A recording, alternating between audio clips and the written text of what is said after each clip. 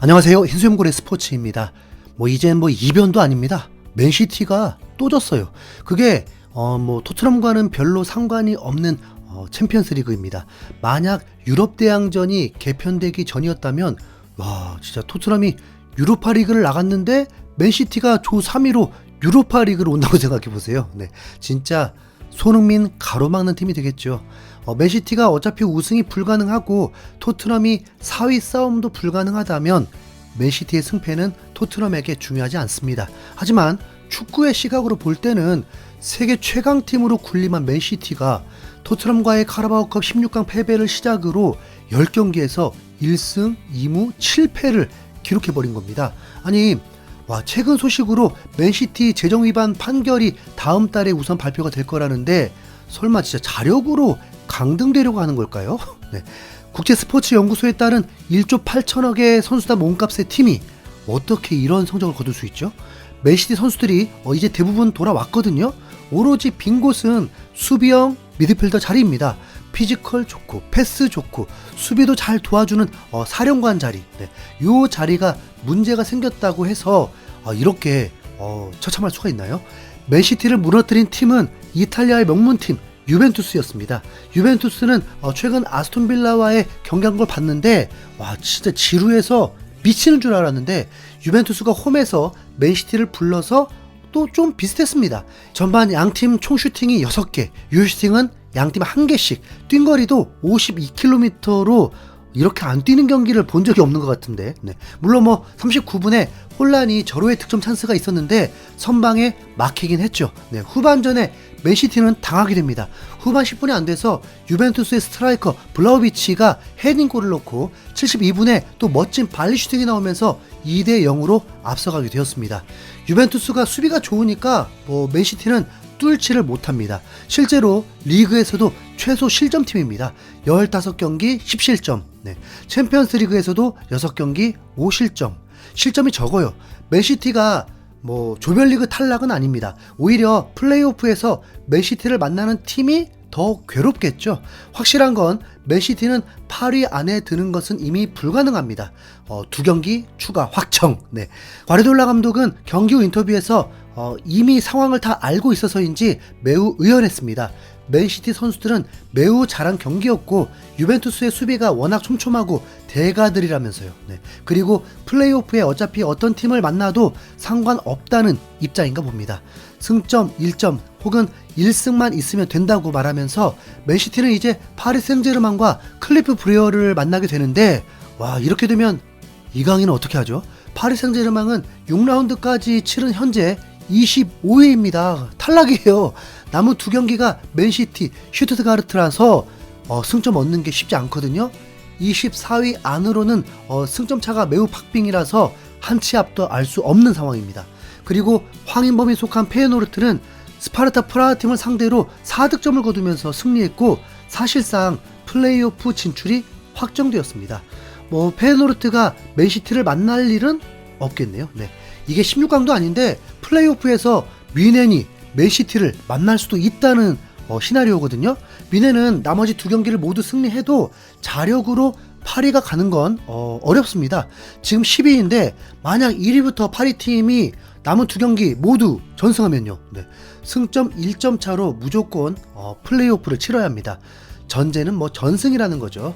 아스날, 레버쿠젠, 아스톤빌라, 인터밀란 모두 이번 6라운드에서 승리를 했지만 4轮판입니다. 모두 뮌헨과 1점 차거든요. 뮌헨이 이기고 위 팀들이 비기거나 패하는 순간 점수가 확 벌어지게 됩니다. 리그고 뭐고 챔스에 총력을 기울여야 됩니다. 아스날이 복병 AS 모나코를 상대로 쉽게 3대0으로 승리를 해버리면서 좀 부럽긴 한데 아스날은 그래도 남은 대진이 8위 안에 드는 게 좀 수월한 편입니다. 그리고 아스톤빌라도 대진이 나쁘지 않아요. AS 모나코와 셀틱입니다. 자칫 8위 안에 맨시티 빼고 세 팀 모두 8위 안에 들어갈 수도 있게 됩니다. 리버풀은 그냥 신경 쓰지 말죠. 챔스 전승, 실점은 단 1점. 너무 잘 나가고 있습니다. 아무튼 챔스의 김민재, 이강인, 황인범, 서령우까지 4轮판을 겪고 있으니까 관심 있게 지켜보고 응원했으면 좋겠습니다. 이제 유로파 리그 경기가 있습니다. 손흥민이 장기 계약을 할 거라는 예측이 나오면서 열불 터지게 하고 있는 토트넘입니다. 토트넘은 현재 유로파리그 순위가 9위입니다. 남은 3경기 결과에 따라서 언제든 8위 안에 들어갈 수가 있습니다. 토트넘의 남은 경기는 레인저스, 호펜하임, 듣보잡, 엘프스보리입니다.